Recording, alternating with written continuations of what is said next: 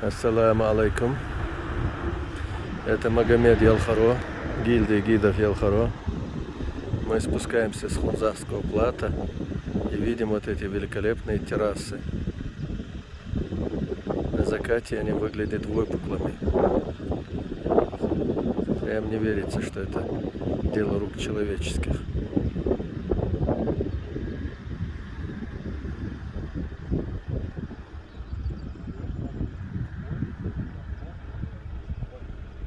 Смотрите, сколько сотен лет люди трудились, чтобы сделать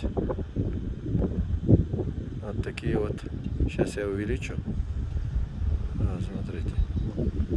Чтобы сделать вот такие поля, чтобы вода не смывала чернозем. Их делали плоскими и на изгибах строили каменные заборчики. Это вам не на равнине сажать пшеницу. Здесь каждый метр на вес золота был. И все это вручную, ребята.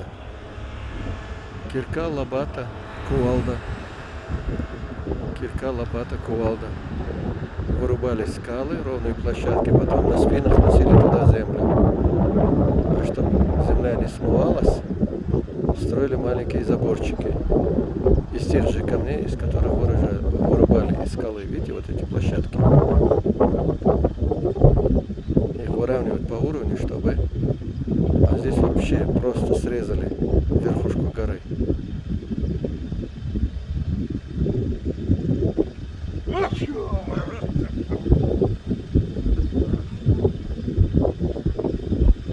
И это не одна сотня лет. Это веками, веками и веками. Веками и еще раз веками.